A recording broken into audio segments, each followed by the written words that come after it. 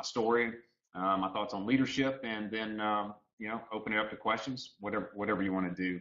I look forward to the dialogue that we're going to have. First, let me just say from a leadership perspective, I'm excited about what y'all are doing. I've been able to keep in touch with what the program provides and your investment in it and the time it requires, and you're getting a lot of input from different leaders in different aspects of our state and our communities. And one of the quotes or one of the definitions of leadership that I wanted to just sort of start off with tonight that has really impacted me before I tell you my story is a quote that what leadership really is, because oftentimes leadership to a lot of people can be something that's very demanding, or it's somebody barking orders, or somebody with a title, a lot of different thoughts or perceptions of what leadership is. But the definition I heard that was most impactful to me is that leaders are individuals who can inspire others to seek a state that just doesn't currently exist.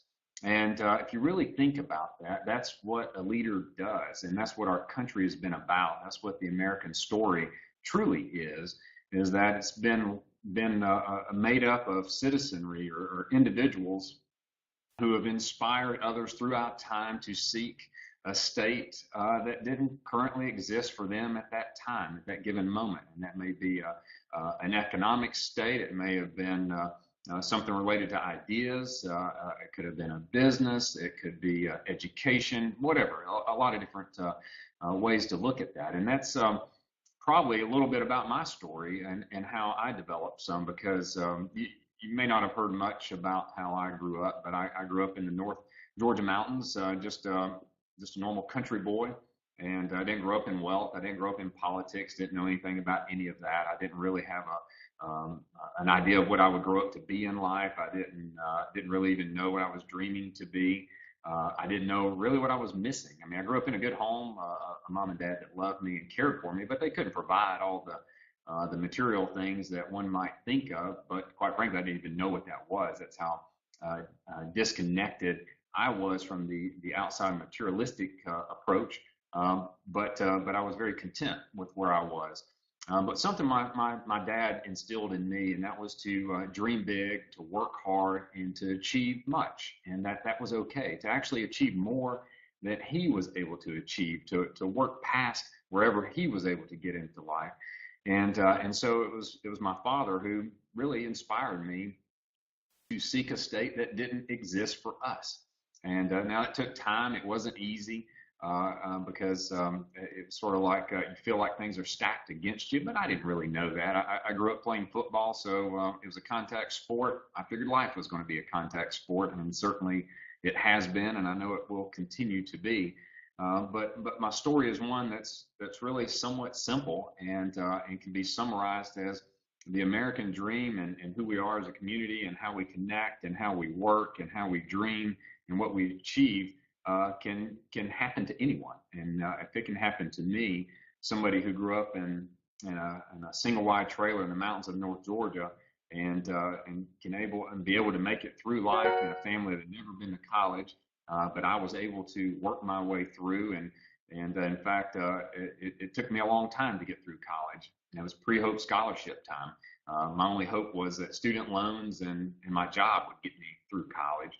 And applying that with some work and a little bit of luck and grace, I was able to make it through with a degree in finance, and then get into the business arena and start my own small business and operate that and struggle with the economy and the economic times and the good and the bad, and then seek public office to be a servant. So my story is pretty simple, and it's from the halls of a single wide trailer to the halls of Congress. And that can happen to anybody. So when I think about who's a part of this tonight, y'all are in a much better position than I ever was or thought I could be when I was your age, and that's exciting to me, because you're going to do much bigger and better things than I've been able to do or will be able to do. And so that's great encouragement to me as somebody that represents Georgians. But I guess quick, let me just touch on 3 points. And Jasmine's been good to work with us. We're going to have some some different media involved here as we talk about some of this. But thinking about my story and thinking about that, I made a decision early on that I was not going to live a life of mediocrity and explore the journey of life a little bit. And it boiled down to the things my father taught me about dreaming big and working hard and achieving much. And just thinking about those this evening, I want to start off with, I guess, let's do picture 2, if you don't mind, Jasmine. First, let's put that up for a second as we think about dreaming, and it's a quote. Sure. Let me get that up for you. Yeah, go ahead and get that up. And as you get that up, one of the things I've learned is that if you dream small, you're going to get small.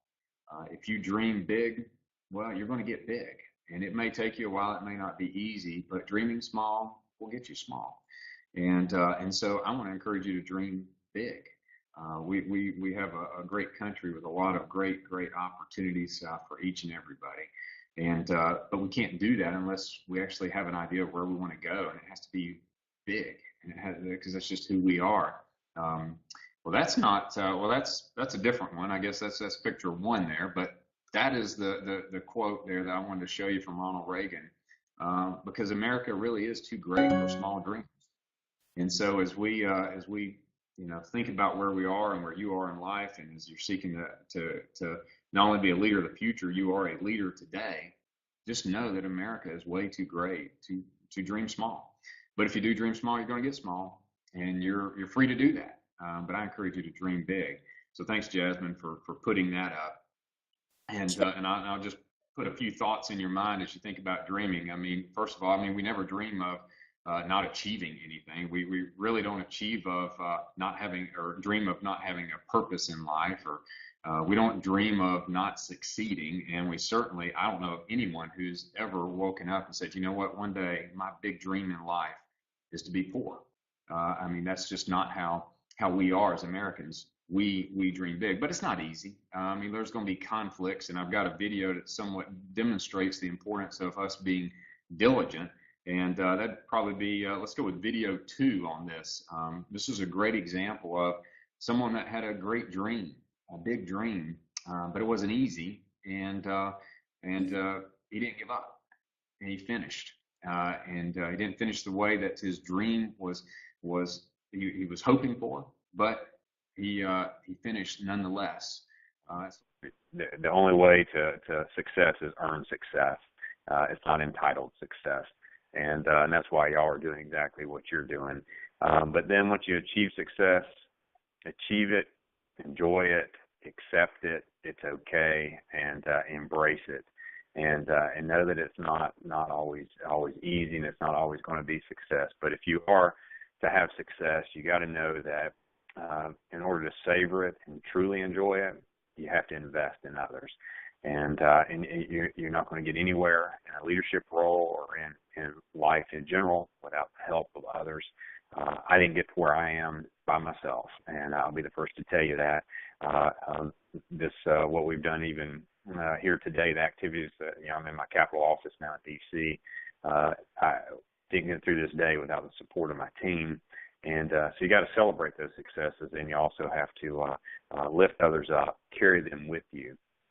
We seem to be in a time and a period where a lot of people want to elevate themselves by tearing others down.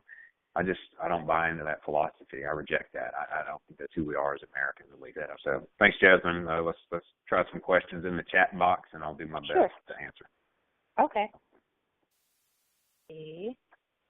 Hopefully we have some questions coming up. I don't see any yet. I guess I'll just go ahead and throw a question out there while we wait, unless you see some questions being put out there.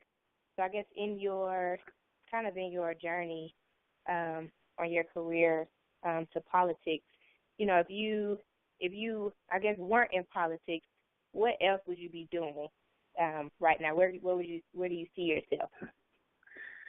Oh, That's a good question. I don't know. You sort of find yourself where you are, and that's all you know. But you're right. You've got to be thinking ahead. One of the things I enjoy from a personal perspective is horticulture. I really enjoy botany, horticulture, and plants and such. And so one day I hope to, when I reach that golden time of retirement, to spend more time in the horticulture field. So that's just sort of a different side of me that most probably wouldn't know. Aside from that, professionally, I'm an entrepreneur by spirit. So I would suspect that it would be small business related, trying to take a small business to a bigger business, and enjoy just the entrepreneurial spirit that we have, and try things, test things. So but I do see a couple of at least see one question there about what strategy did you take to align your big dream with your preparation? That's everybody's a little different in how they do it. A dream is what it is. It is a dream, and it's very difficult to achieve. And I guess there's a quote that once says, "A vision without action is nothing but a daydream, but a vision with action can change the world." And so really it's about action. It's about setting your dream out there that's oftentimes extremely big, with a lot of doubters all around you who say there's no way you could ever do that. But persevering and continuing to strive forward. So there's really no set formula other than working towards that dream and persevering through some of the doubt and discouragement and failures that will occur along the way. I had a coach one time in football that ingrained in me something I've never forgotten. And he would always yell at me to get up off the grass, that I was killing the grass. He would say, "Graves, get up, you're killing the grass." And at the time, I thought it was like, that's pretty I don't know, that's pretty cold. I mean, I'm just a student trying to play football, and I just got my tail knocked down on the ground, and he's yelling at me to get up off the grass because I'm killing it. But there's a tremendous amount in that statement. And number one is, you got to get up. You got to get up, and you got to get back in the game. But if you're getting knocked down and you're killing the grass, you're in the game, and that's important.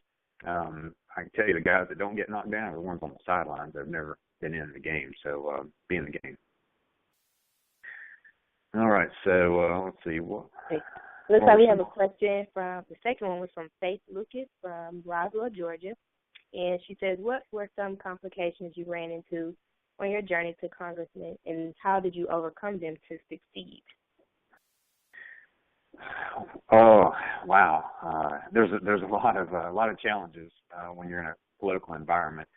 You run into challenges of people just disagree with you. You run into the challenges of falsehoods that are shared and such. But the way you overcome all of that is you have to just be very confident in who you are as an individual, and not to be shaped by the winds and the storms and such, the currents of a difficult environment. So as long as you're steady and steadfast and you're confident in who you are, that's what helped me persevere. It wasn't easy at all. Because at the end of the day, I mean, look, it's fair to say I'm not going to be sitting in this office. It'll be voluntary or involuntary that I will not be here. And when that day comes, I want to still be the same person whom I was elected as. I don't want to change. My principle set is not going to change.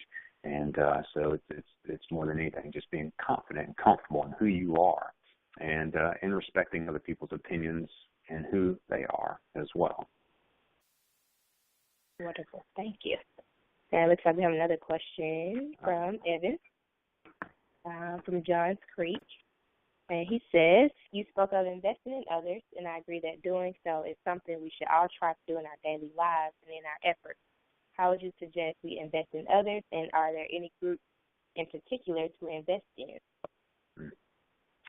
There's an opportunity every day to invest in someone. Y'all see it at schools. I mean, and just the interaction you have every day, that the challenges you face as students today are far greater than the influences and challenges that I ever had to face, or Jasmine had to face. And so being an encourager and an uplifter to your peer group is one of the most powerful things you can do. That they're in addition to your family, to your siblings, because those are people who look to you and respect you, and they look up to you. You're their mentor in many cases, and you can really lift them up and pull them through some difficult personal challenges by being there and encouraging them. And listening and just having that relationship. Outside of that, in your community, there's so many tremendous needs that all our communities face, and oftentimes we're just shielded from that because of a lot of activity and life in itself. But wherever you are, and I think that was what Johns Creek is a wonderful community. But I got to tell you, I mean, there's challenges there just as well. There's families that are hurting. And so one of the groups I love and we've participated in, and I go and have a good time with, are the Boys and Girls Clubs in different communities. Just going and tutoring or checking over homework or playing games with students. That's a fun way to interact with some folks that are in your community that have a different background, but they still have the same aspirations in life, and that's to succeed. Great question. Thanks, Evan. Let's see. And our next question comes from Alvin Winston, and he says, "Good evening, Congressman Graves and other leaders." His question is, what are your thoughts about the current state of the Republican Party? And do you think the upcoming presidential election will drastically change the Republican Party as we know it? Yeah, that's a great question, Alvin. It's an interesting time, whether it's the Republican Party or the Democrat Party. I think there's a lot of focus on the Republican Party, clearly.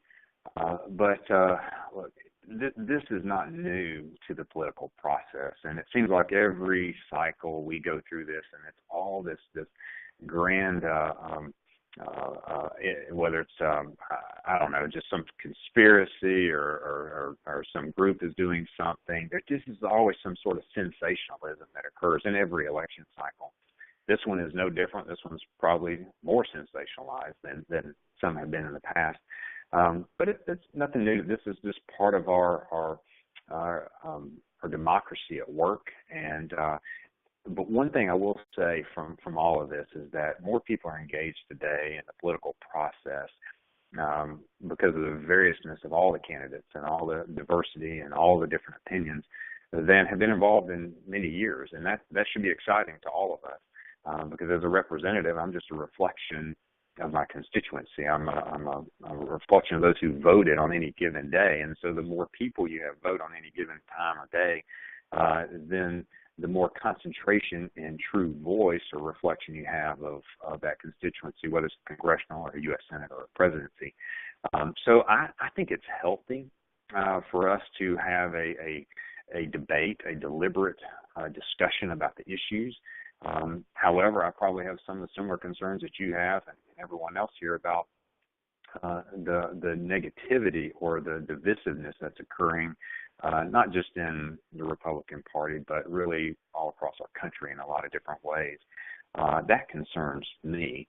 And so my hope is that the Republican Party will be an example of how we can, as a country, have a hopeful future by coming together, different people with different beliefs and different ideas from different backgrounds, for a positive, visionary, hopeful, dynamic future for our country. That would be my hope at the end of this as we go through it. But it's a little entertaining to watch right now. It can be painful in some cases, depending on where you are on the political spectrum. But this happened many times over and over. Well, thank you for that. Great point, though. Yeah. Well, looks like I'll wait for a couple of questions. But I'll throw another question out there while they, kind of think of some good ones.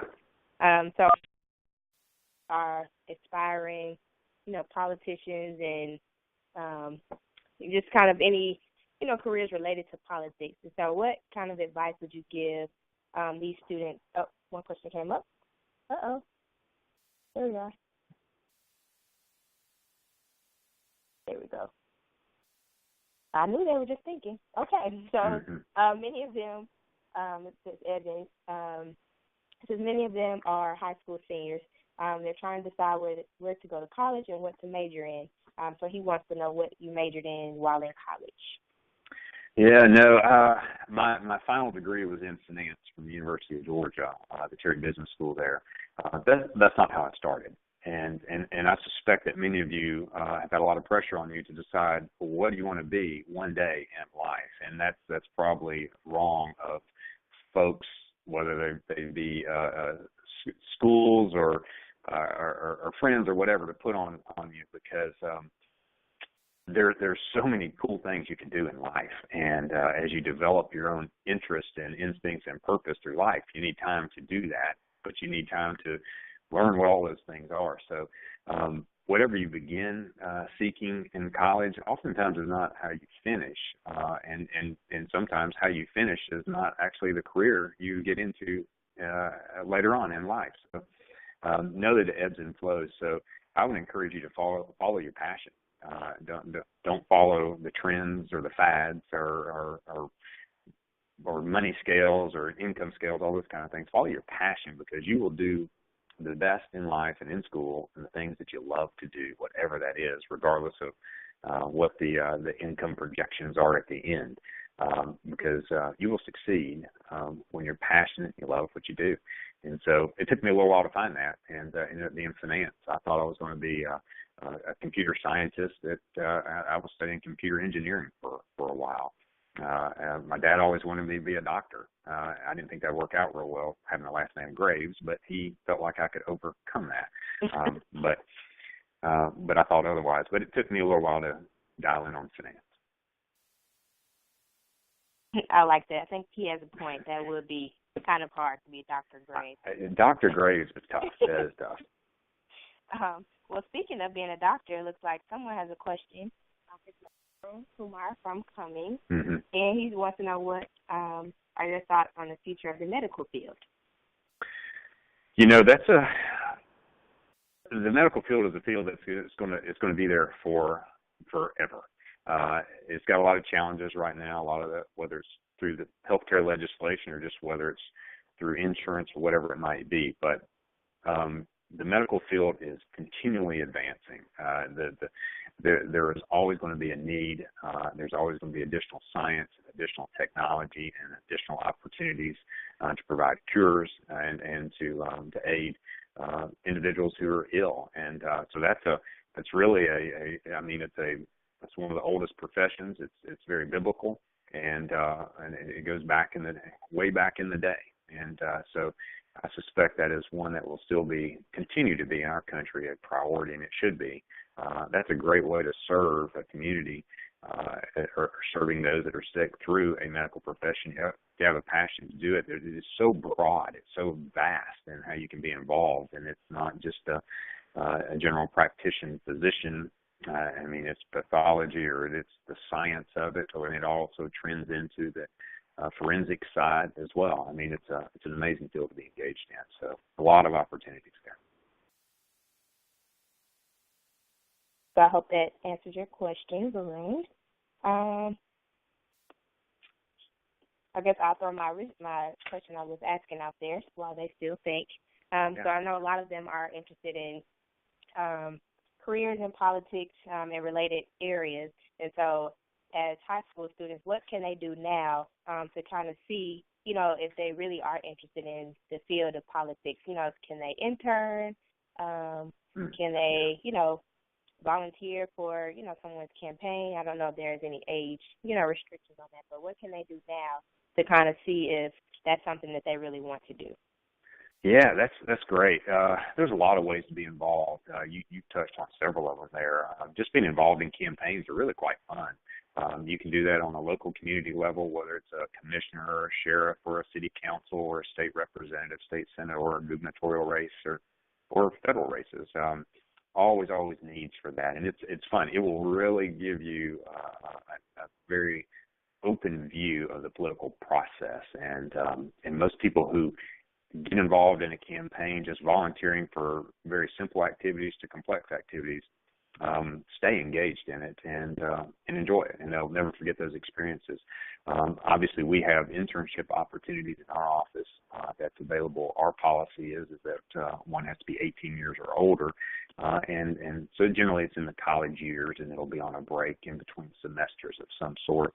And but that's a great immersion into the process on a policy side. It's less political, and it's more policy oriented as it relates to the operations of the government itself. And those same opportunities exist in the General Assembly in the state of Georgia. But being involved in the election cycle is the greatest way to be involved, being informed, studying the issues, knowing that everything you read on the internet is not true, that everyone is not as bad as all the other people want you to believe they are. Anyone, regardless of party, regardless of their individual positions, I believe are great individuals who are sacrificing their time and their efforts and many times their careers to just put their name out there, to give it a shot, to give it an opportunity. But there's a process that sorts all of that out. But all the intentions are likely the same, and that is for the betterment of our country. There's just different ways we all seek to get there. So being involved and informed is a tremendous way to be engaged in the political process and not get disinfected. One thing I would discourage you from doing is watching too much of what's going on the news all the time, every day, because you will get discouraged by what you see each and every day, and it's not near as bad. It's not near as partisan as much of the media would lead you to believe. In fact, I've got many great Democrat friends here in Washington, one from Massachusetts, one from Texas, one Hispanic from Laredo, and one coming from the Kennedy lineage. And we go to breakfast once a month. We have a great time together. We have great relationships. So at the end of the day, successful politics is about relationships, about caring for people, regardless of their affiliation, and respecting difference of opinions. Thank you. I think that was a good kind of final wrap-up question. So I hope that helped some of you tonight. I do want to thank everyone for being so patient, including you, Congressman Graves. No, happy to do it. With our technology issues, but we made it happen. So I'm glad, we were able to pull this through tonight. What I am going to do, kind of, if no one has any more questions, I'm going to leave the, Congressman Graves, I'm going to leave your website here at the bottom. So if anyone wants to visit, his website, just read a little bit more. I'm pretty sure his contact information is on there. So if you have any questions or you just want to take a look, it's there for you. And also for our viewers after we post this on our YouTube channel, if you want to, go back and listen, that'll be just fine too. But I do want to thank everyone again for hanging out with us tonight. I want to thank Congressman Graves and his team back there. I know you can't really see them, but thank you to his team for pulling this off. And so, I don't know, Congressman Graves, do you have any last words for our young leaders? I'll just say thanks for everybody for hanging on so long tonight. Look forward. Let's do this again sometime. We'll get all these kinks worked out between us all, and then let me thank you, Jasmine, and the team for helping us with our Youth Leadership Summit last year, being a part of that, and I hope you will continue to be a part of that as we look into this fall, and maybe some of your members here as well will join us and give us some good ideas and help us develop that to be a better program to inspire young students to be great leaders. No, thank you. Yes, we will definitely be having something in the future, guys, so just be on the lookout for that, okay? Thank you so much. Thank you. You guys have a good night. Good night. Bye-bye.